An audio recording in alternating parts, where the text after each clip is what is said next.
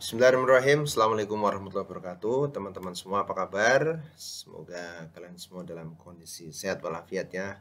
Oke, kali ini kita akan belajar mengenai klasifikasi struktur material.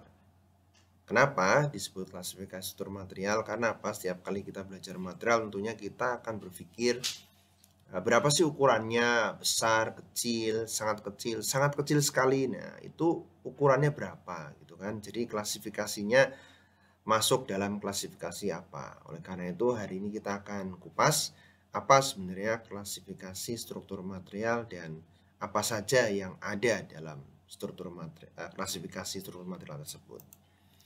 Jadi setelah mengikuti materi ini, mahasiswa dapat menjelaskan definisi, ruang lingkup, dan menentukan contoh-contoh dari struktur subatomik, struktur atom, struktur nano, struktur mikro, struktur makro pada material dengan benar.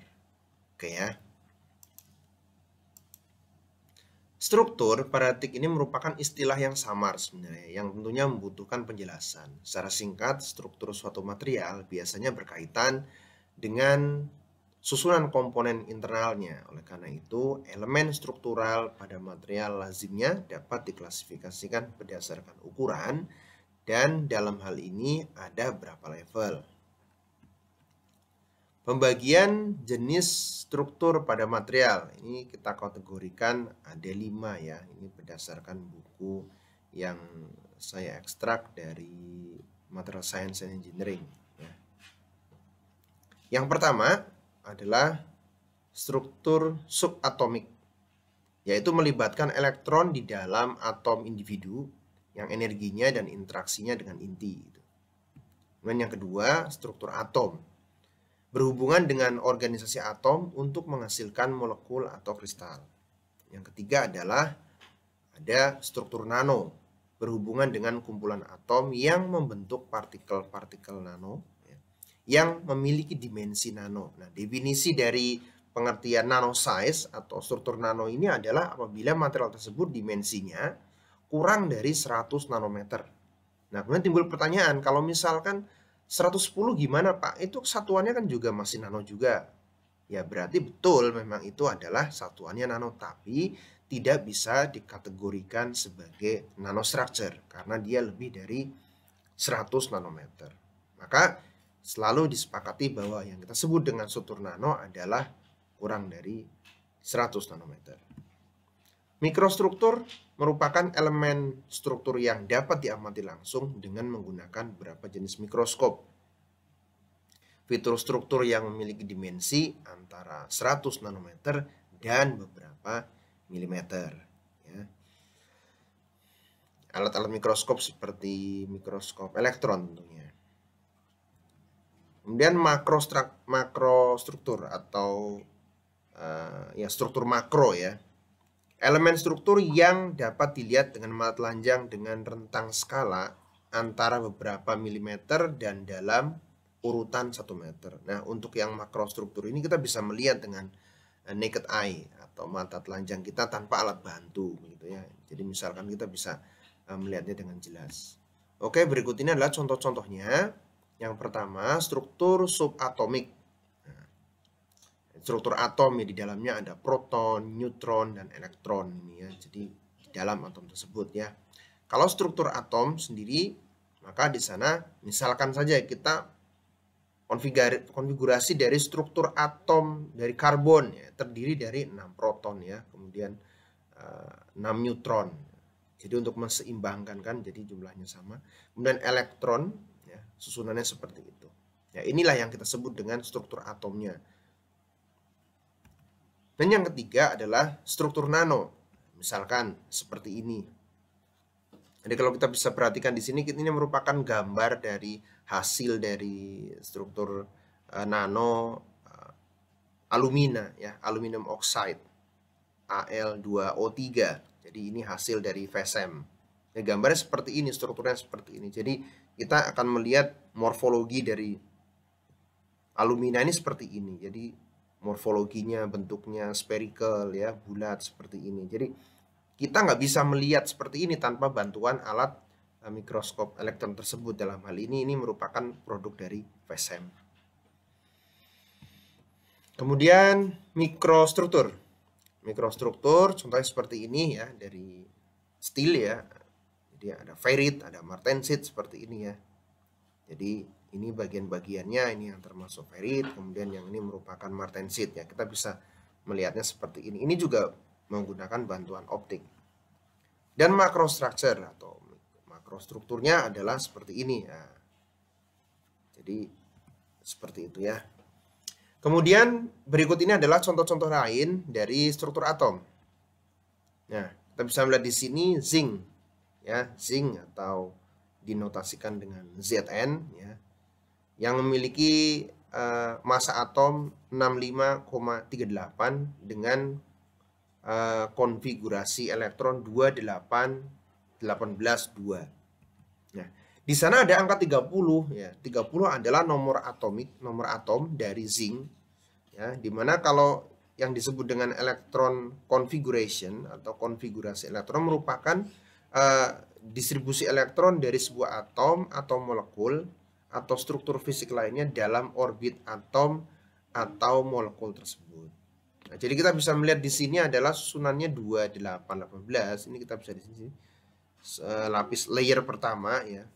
Ini adalah 2, kemudian berikutnya 8 dan 18. Nah, jadi elektronnya 18, kemudian yang terakhir ada 2. Jadi divisualisasikan seperti itu. Contoh yang lain di sini ya. Ya, kalau neutron bergabung dengan proton pada inti atom dengan ikatan yang kuat terlalu banyak, apabila terlalu banyak neutron dalam atom menghasilkan peluruan radioaktif karena neutron tersebut mengalahkan gaya pada proton tersebut. Nah, di sini contoh yang lain adalah thulium ya, dengan atomic mass-nya 168,93, kemudian konfigurasi elektronnya adalah 28, 18, 31, 8 dan 2. Jadi di sini adalah 2. Ya, kita lihat di sini kan 2, kemudian berikutnya adalah layer kedua adalah 8, berikutnya 18, kemudian 31, 8 dan terakhir adalah 2. Kemudian ini adalah 69 merupakan nomor atom dari thulium. Klorin ya, Cl ya, seperti ini ya, atomic mass-nya 3545, elektron konfigurasinya 287, maka 2, 8 dan 7. Ini 17 adalah nomor atomnya. Berikutnya adalah kromium atau Cr ya, atomic mass-nya 51,996, elektron konfigurasinya adalah 28131 ya, dengan nomor atomnya adalah 24. Nah, jadi teman-teman bisa melihat ini konfigurasinya seperti ini. Jadi 2813 ya masing-masing layer. Contoh yang lain aluminium juga sama ya. Artinya sama adalah 283, ini juga 283. 13 adalah nomor atomnya dari aluminium. Nah, ini tungsten ya. Jadi teman-teman semua tentunya bisa memberikan contoh. Jadi aplikasi dari zinc itu apa, aplikasi dari kromium itu apa, aluminium apa, tungsten itu apa, thulium, klorin dan sebagainya. Nah, jadi dari sini teman-teman bisa menggambarkan ya, memvisualisasikan tentang struktur atom dari masing-masing material ini. Struktur nano. Jadi ini adalah hasil dari struktur nano dari titanium oxide nanopartikel ya. Ini merupakan gambar dari VSM. Contohnya seperti ini. Contoh nanonya seperti ini ya. Jadi apa morfologi yang bisa kita lihat di sini ya? Seperti ini spherical juga di sini ya. Terlihat kecil-kecil ya. Jadi ini nggak bisa kita lihat dengan mikroskop biasa. Nah, ini ada produk juga dari VSM juga, zinc oxide nanoparticle. Di sini terlihat, di sini ada 54 ya, kemudian 55 dan seterusnya. Jadi ini pun juga dalam skala nano ya. Tapi ternyata ada yang lebih besar dari 100 ada 106, ini 376. Kalau seperti ini bagaimana? Ya, definisi struktur nano adalah dia yang size-nya adalah di bawah 100 nanometer. Tapi ternyata kalau misalkan ini, kalau bentuk nyatanya ini kan sebuah powder sebenarnya. Sebuah powder atau serbuk ya, atau ya powder serbuk gitu ya. Misalkan Anda bisa mengambilnya dengan sendok misalkan atau spatula ya. Nah, tapi ternyata setelah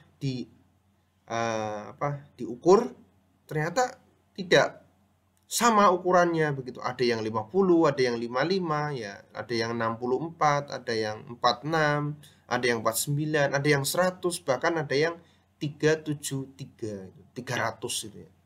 Nah, berarti di sini ini adalah bagaimana homogenitas dari ukurannya begitu. Ini termasuk homogeneity daripada ukuran nanopartikel tersebut. Jadi berapa persen? Jadi itu yang penting sekarang. Jadi yang penting ada mungkin sebagian sekelompok ilmuwan ini yang bisa membuat sintesis dari zinc oxide nanopartikel, atau mungkin alumina, atau mungkin titanium oxide. Cuma permasalahannya adalah bagaimana dia bisa menyeragamkan diameter size-nya. Nah, itu yang menjadi tantangan tersendiri gitu. Supaya dalam spatula ya, dalam satu spatula ketika ditimbang itu 1 gram, maka 99,99% itu adalah berukuran rentang 10 sampai 13. Misalkan seperti itu yang paling challenging ya. Atau bahkan dalam TEM ya, itu size-nya diklaim 13 nanometer. Ya, seperti alumina itu salah satu produk dari yang saya tahu dari Altrik itu, dari Sigma, dari Amerika itu, dia aluminanya kualitasnya sangat bagus. Kualitasnya dia di time itu sampai 99,99% ya. Jadi size-nya itu 13 itu. Dan saya pengalaman untuk mengukur sendiri juga dalam range yang tidak jauh beda, 13,1, 13,5. Jadi range-nya masih di angka 13 gitu. Nah, jadi itulah struktur. Nah, jadi kalau memang ada yang seperti ini, ada yang 300 ya, ya memang ini ukuran dalam nano. Ini bisa dikatakan juga struktur nano, tapi memang tadi itu dia purity-nya begitu ya. Jadi berapa persen gitu ya. Bisa jadi 70% atau 90% itu. Berikutnya adalah CNT atau carbon nanotube. Nah, ini berbeda lagi, ini bentuknya seperti ini ya. Seperti memanjang, seperti ini, seperti serat. Ya, kemudian ini adalah iron oxide nanopartikel ya. Ini bentuknya juga lain lagi, ini komposisi morfologinya lain lagi seperti ini ya. Jadi ini saling bersambung satu sama lain gitu. Kemudian berikutnya adalah Ag atau silver nanopartikel, jadi bentuknya spherical. Ini ukurannya tidak ditunjukkan di sini, tapi prinsipnya kita bisa melihat bahwa nanostruktur adalah seperti ini, kurang lebih yang bisa digambarkan. Kemudian ini adalah gold nanopartikel atau emas. Ya. Kemudian microstructure. Nah, kita bisa melihat di sini nanostructure kita berbeda, yaitu struktur mikro dalam baja eutektoid. Ini contohnya yang A ini adalah perlit ya, terbentuk pada suhu 720 derajat Celcius, kemudian bainit terbentuk pada suhu 790 derajat Celcius. Bainit lagi yang C ini adalah terbentuk pada suhu 180 derajat Celcius, dan yang D adalah martensit. Setiap nama dan morfologi dari material ini menunjukkan sifat dan karakter material tertentu. Jadi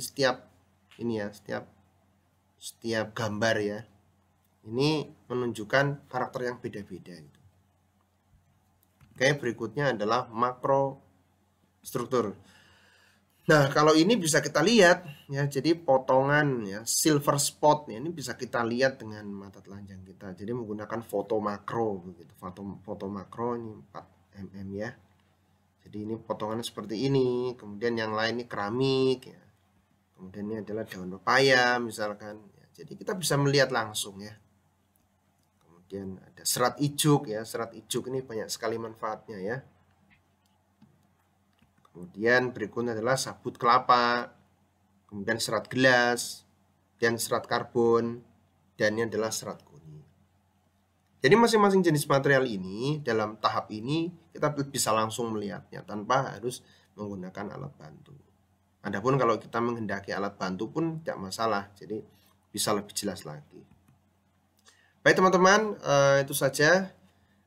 Saya ucapkan terima kasih sudah melihat video ini dan semoga video ini bisa membawa manfaat ya. Apabila ada pertanyaan, silakan jangan lupa isi pada kolom komentar ya, dan jangan lupa berikan like dan share video ini kepada teman-teman kalian yang sekarang sedang belajar material teknik.